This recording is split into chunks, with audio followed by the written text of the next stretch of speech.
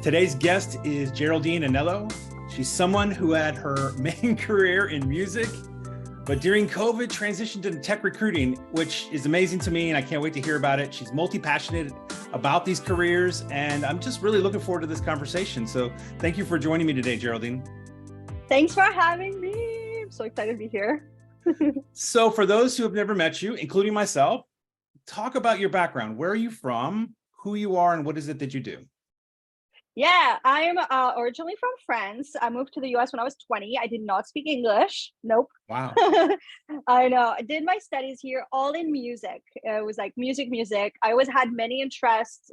So even after I graduated, I was already interested in entrepreneurial things. And I did a lot of writing on blogs, a lot of community building, which I've done for 12 years at this point.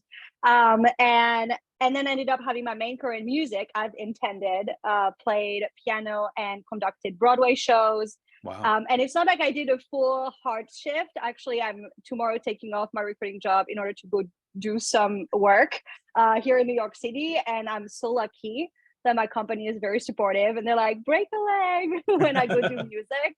So while I do a lot less music than I used to, I definitely still have a foot in it. But yeah, had that, and then was kind of considering other things. Like I said, I always had different interests and I wasn't sure where I was going to land. So when COVID happened, it was such a great opportunity for me to test out the waters without having to turn down music gigs. Because the thing people don't understand about musicians is that when you're good, you're very, very busy and you're working nonstop. Like I'm talking no days off, no evenings off, no day, like nothing, like you're just working. So it was nice being able to test out without having to turn down things to test things out. So I did that. And then through the community building I was doing, I had moved to Mexico during COVID.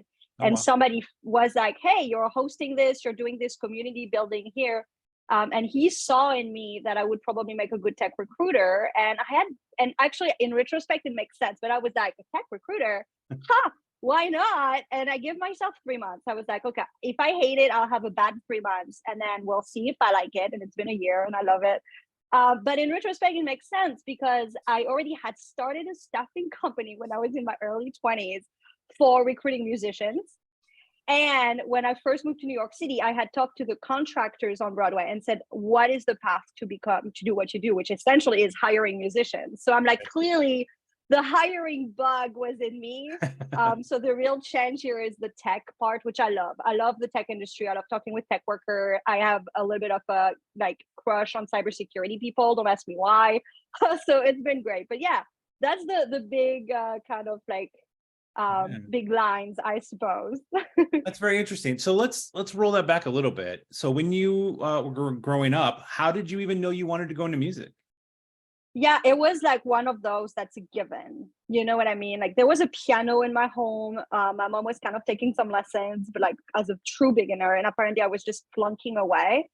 And then they were like, oh, we should maybe give her some lessons. They had a friend of them had a piano teacher and they told the girl who maybe was like 17, can you teach like a trial lesson to our daughter? And I remember that day. I kid you not. I remember my very first piano lesson and I must have been like late 4 years old, almost 5. Like I was so young. And I remember the walk down the hallway. I remember peeking through the door and seeing her play like really fast. And I was like, wow, one day. And to this day, when I do that one thing, I'm like, I'm doing it. That's awesome. So then, yeah. Okay, that makes sense. So then you went into education in music. What brought you to the United States specifically, though? I got very lucky. Again, it's one of those like life fated moments. I did not think about it. I did not ask for it. I took 0 step towards it. And then the director of the conservatory came to me one day and he was like, hey, we have this opportunity for one of our students to go study for 1 year in Kalamazoo, Michigan at Kalamazoo College. They pay the tuition and the airfare, not the airfare, tuition, the food and the dorms. And in exchange, you have to be like a teaching assistant in French. And we are looking for somebody that would represent us well. And we think that person is you and you would really benefit from it. I think they saw at the time my entrepreneurial spirit, which did not fit in France at all, but which I think they understood would fit in better in the US. And the minute he said that, I knew that was the next move for me. Like, it was instantaneous. Of course, I played it cool, as all French people have to. I was like, oh, maybe we'll see. I totally knew I was going. Wow, Kalamazoo, Michigan. That's right in the center, like right down here, Michigan. In my American hometown. So then when you graduated, then you were able to move right into the music industry here in the United States? So that was just 1 year. It was an exchange program. So during that time, I had the wonderful mentorship of my piano teacher there, who was just wonderful. He's the one that guided me through the steps of applying to master's degrees. So then I did my master's at Western Michigan University, which was in Kalamazoo. After that, I had an OPT, which is the work study visa for people, that are immigrants. So I did that, worked in music. And then after that, I couldn't stay in the US if I just stayed as a freelancer, because there was no path at the time for that. And so I was like, I guess it's going to be more schooling for me. So I went and I did a doctorate at Boston University. Wow. For the sole purpose of staying in the US. If that's not true love, I don't know what is. But yes, I'm a doctor. Wow, I should have included that in the introduction.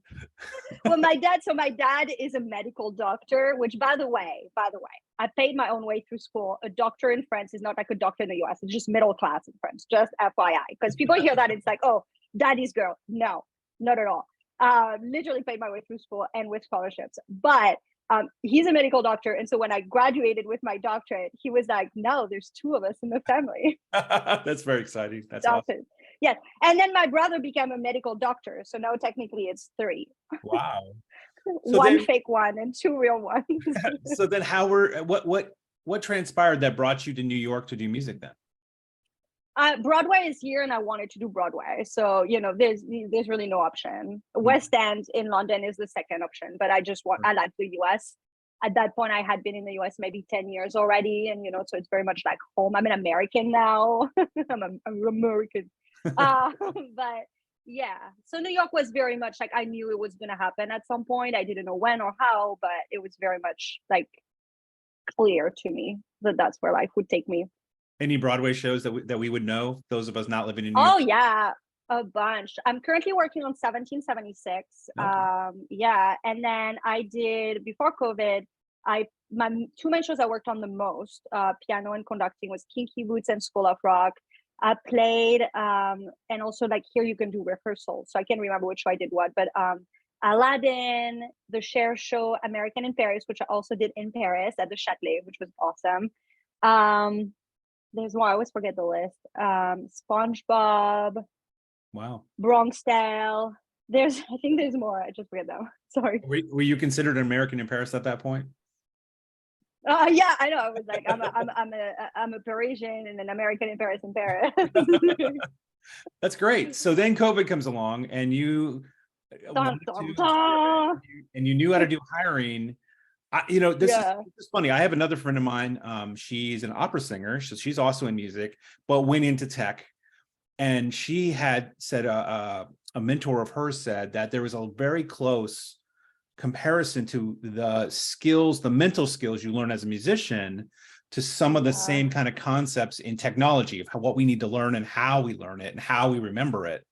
And so I'm not too surprised that it's technology, but I'm curious. So what are you? I think you're independent. Are you working for a company or are you independently doing? I'm working for a company, which is wonderful. I think for a first time, it's corporate. In recruiting, it's either agency or corporate. Right. And I don't think I wouldn't have wanted to do agency because I don't really like that high pressure competitive. Granted, that's all Broadway is. But as far as numbers, like the whole, if you do these numbers, like, this kind of like sales technique thing, I don't want to sell people on their career. I feel very strongly, and like I know recruiters feel differently, where they feel they have to sell a position to a candidate. But to me, I'm very much based on the truth. And it's like, if I love working with this hiring manager, I'm going to share to the candidate how much I love this team they potentially are going to work with, but none of it is hard sell. It's all very much like, let me share with you what I know for sure. And I'm not going to talk somebody out of anything, but I'm also not going to just push hard. It's like, if it's the right move for you or not. Yeah. So anyways, all that to say, agency was not so clear to me, but corporate, it's really good. You know, you're part of something, you're in house, you really get to, I mean, one of my colleague recruiters the other day was talking about working for the company we're working for, and I gave him a whole speech. I was like, you know, it's really good because they do this and this and that and the benefits. And I was like, you know, this, you're a company, you know, you genuinely believe it and you're just really excited for the person. Anyways, yes, it's great because when you get started, you really learn the ropes the right way. You know, I work for a big company. I don't know if I'm allowed to say their name, so I won't say it, but they're really well known in the recruiting industry. They're one of the best ones. So it's like everything you do, there's processes in place. You're trained by people who know what they're doing.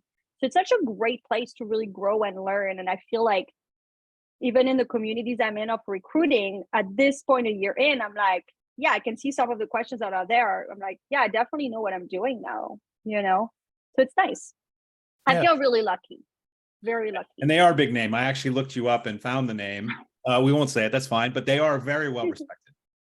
Yeah, I've been feeling, and they're really good with life balance, which was very important for me after years of really grinding really hard in music. It was, I think that's one of the things I learned, and it's a skill, you know, to be able to take that in life, to be able to do life balance. And that's been really nice because they talk about it a lot and they actually do it. And I think we and this is the recruiter in me now, but like we like to talk about companies and what they're doing wrong and how they talk about life balance, but they don't do it in reality. And it's like, this is a company that says it and that does it.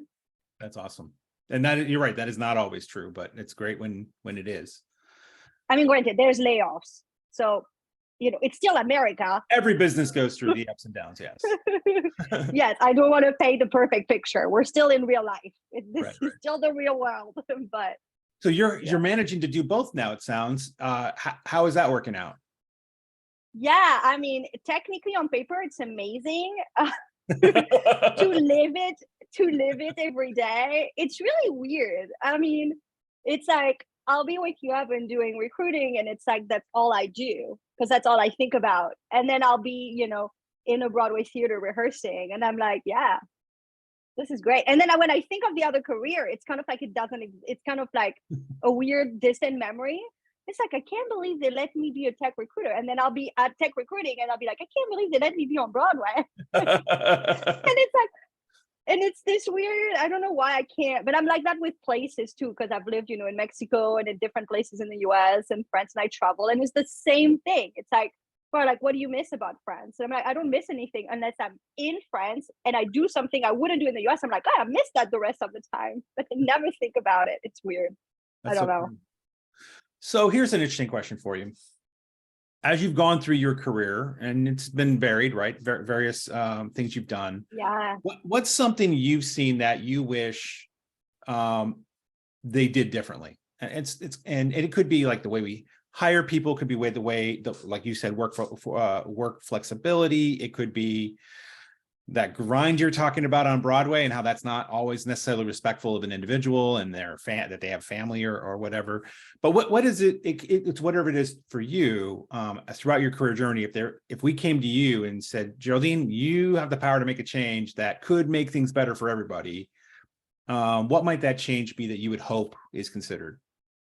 Yeah, I think it's understanding that people, as dumb as it is, that people are different. I heard so much of the discourse of it's very important to you know, do one thing. Like if you don't do one thing, you're going to be bad at it. And I spent a lot of my years really stressing about that, right? So like in music, it was like I came from the classical world, but I also loved pop music and rock, and it was like, which am I going to do and which can I do? And it was a big stressful thing. And then you go on Broadway and like one song is classical, the next is pop, the third is rock, and the fourth is Latin. It's like, well, it worked out okay for me. And then, you know, it's I see it all the time. Is this idea that if you don't just do one thing, that somehow you're bad at everything. And I run into it a lot because when people ask me what I do, I don't like saying one thing because it's just so reductive to who I am as a person because I'm very much multi-passionate. But then if I start to say I do these different things, usually the follow-up question from people is, hey, that sounds fun, but like, would you not want to like do just one thing and be good at it? And it's like, has it occurred to you that maybe I do different things and be good at them? Right. Like, I, I am good at different things, and I'm not the only one. Other people are good at different things. And I just wish the cultural conversation had been less on that, because I worried so much about it. And only now, because I have a breadth of years and experience of different things at a high level to support my claim, Right. that makes me feel better. But there's different people, and there are very much people that want to go in one direction and get like that, and that makes them happy, and they're going to do that, and that's wonderful. And then there are people like me that really like to do different things, and that doesn't mean they're bad at all of them, and that doesn't mean they're not specialists. I'm very much a specialist of like the how Broadway musicals work, or how at this point tech recruiting works, not as much as if I had 5 years, but you know what I mean? You really dive in. And so there's something to be said for like the acceptance that we're different, and different things work for different people. And we've all heard it and it sounds great, but then, and I see it as a recruiter when I work with hiring managers who will look at it. And I was talking today about it with a colleague of mine. Hiring managers looking at somebody's resume and being like, well, this person applied to these different roles I have, but they're different roles. So like, they must not, like, which one are they actually good at? And I'm like, has it occurred to them that they are that good at everything? And then that same hiring manager said, well, I didn't speak like that to them, by the way. But then that same hiring manager said, oh, the same candidate, I saw this person in an interview and they did so well, and had all the right answers for everything. So I wasn't sure if it was real or they were just making it up. And this candidate was literally going to be, I saved it, but like, this candidate was going to be discarded because they're in different fields, because they're good when they speak about all of them. And I'm like, that could have been me. and I was able to like save it, and this candidate is going to be moved forward to another interview, and this candidate definitely has a place in any of those positions, by the way. But I found it so interesting to sit on the other side, and I found for a lot of my life I was really kind of hiding all the corners. It's like, I'm only this here, I'm only this there. And it's becoming kind of harder at this point, particularly with social media, and you're like, oh, there's a lot of things I can't speak about if I'm trying to corner off the pieces of my life, but it's like, I am a whole and I want to be whole. That's really funny. That's probably, we met through Polywork, which its entire focus is that we are multifaceted. I know. Please write Polywork and tell them I need to work for them. Be their tech recruiter. No, I'm not kidding. I am not kidding. No, I am genuinely not kidding. I'm obsessed with Polywork. I think Polywork is the future. I think they're amazing. That's awesome. Like, yeah. So, and I completely agree with you. So I as somebody who does hiring, and as somebody who's been in tech for longer than I want to mention, I've hired people who had never like maybe programmed in the programming language that I need, but because I knew they knew solidly a programming language, we could transition them. We could give them the limit, some limited training or whatever, or they were just able to just pick it up, right, and do it. And you're right, we do discount people so often. And we've taught people for many, many years, customize your resume for the job, eliminate all the chaff, don't let them know about all this other stuff about yourself. And I completely agree with you. I think we should know about the whole person. Yeah, and I think it also speaks for your ability to be good at something. It's like, it's something if you do 2 months here, 2 months here, 2 months here, it's like, okay, maybe you're finding your way. But if you've been good at all these things, then it makes you a whole person. I think I'm really lucky because at my company, my manager, without me ever having to state it, she said it one day in passing, like 6 or 7 months late, like after I started. And she was like, the thing with you, Geraldine, is that I know that if I were to try to tell you not to do these other things, you would have to quit this job really fast because you would not be happy. And she was like, it's you doing all these things is what makes you you and what makes you work well at all of it. And when she said it, it blew my mind because I've never said it. I don't think anyone had ever said it back to me in that way. And I felt so understood. And I was like, how lucky am I to have a manager that really understands the core of what I need, And it's not in the books. It's not in you're not going to find in a managerial book that says, the one person who's like this, do that with them. The one person who's the opposite, do this, Right. And she just instinctively understood. And like, that's why I've been so happy there. No, And absolutely. I do well, by the way. I'm one of the top performers. I'm just going to put it out there, but I am, and I've been. And they put me on a lot of special projects and training others and like stuff like that. That's awesome. That's awesome. Well, I'm really happy that you have a good manager supporting you. It makes all the difference, especially when you're trying something new like that. Yeah. You could have had a bad experience and you never would want to do tech recruiting again. Yeah. And that's what they say, right? The number one reason why people quit a position is management. Yeah. Before anything else. And it's like, well, that's also why you stay somewhere. Right. That It's is good management. exactly. Yeah. So So you said you've been in recruiting, right? I do hiring. So I've hired employees and I have people that work for me, and I have to go through like that, trying to figure out how to express what it is I'm looking for, but also being really willing to say, okay, let me look at what people are sending in, and not, and like you're saying, not make it an isolated thing saying, oh, they don't have this, so cross them off, right? This one checkbox is not checked, or they have Yeah. experience over here. Why in the world do they want my job? And never talk to them, right? I think there's something to be said for fully understanding the whole experience somebody's had, and especially in technology. I'm gonna tell you the secret of IT. None of us actually know what we're doing. We figure it out as we go. Isn't that the secrets to adulthood? Oh, that is true. That is true. Because at the end of the day, we're just problem solvers. Somebody brings a problem and we go, okay, let me go figure out how to solve it, and I will fix it. And my wife doesn't like that secret, by the way. She thinks I actually know everything about technology. So she gets very stumped when I say that. She's like, what? I thought you were going to know the answer to my problem. And I'm like, no, I got to go figure it out. Yeah. Well, the willingness to figure it out is a big like skill in life, I think, Right. of anything, any other one. Like there's people who are like, I don't know how to do it and just give up or think it's gonna be too hard. And then the people that just are like willing to be patient with the process, to be like trusting that they'll figure it out at some point. Right. I tell you, if I could completely hire based on that one attribute, I would absolutely do it. Yeah. I believe you. I believe you. I think it's so important. So what's coming up for you? What's next for you? So I like to end the podcast on a future focused question. What's coming up for you Yeah. that we could, next time somebody runs into you, they can ask you, hey, how did that go for you? Yeah. So let's see. So one of the things I didn't mention is I published 3 poetry books during COVID. Yeah, which are on Amazon, by the way, if anyone wanted to check them out. It's called Naked. And under that, this is the name of the collection. There's 3 of them. But all of that to say, I have an insider's guide to the music industry that's coming out in March, I believe. And that's a series of interviews of musicians of different genres of music and different instruments, all at the highest level.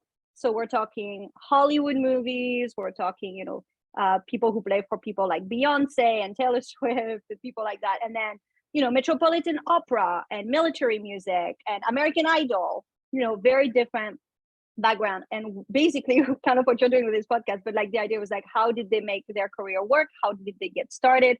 What's their life like? It's a very different life as a musician if you're in military, metropolitan, opera, or if you're on tour with a A-list artist. And then interspersed with some stories of my life in between, of how I learned from doing these interviews and how I put them in practice and how it helped me. Wow, that's amazing. So that's March. Yeah, it should be. I feel like I pushed it a few times for you because of COVID, but That's all good. That's really interesting. And I'll definitely get links from you to include when I push this out, so that people have links to your books that Thank are already published. you. And I'll mention the book that's coming in March, because that's something somebody could ask you, hey, how did that go? Did it get published on time? Yeah. Or where can I find it? And then you're doing Broadway shows right now. Which Broadway shows are you involved in? 1776. It's right. called. And how long But they're closing January 8th. Okay. And I'm the standby for the conductor, so I'm not always there. So that's pretty cool. All right. Well, Geraldine, it was so fascinating to get to hear your story and hear about your accidental or interesting jump into tech and your passion for music. And I love, if nobody get anything from this, the walk away understanding. No, I'm going to walk away understanding that we always need to recognize that people are multifaceted and multi-passionate about what they're doing. And I just think that I'm looking forward to hearing more about you. Thank you so much. Thanks for having me.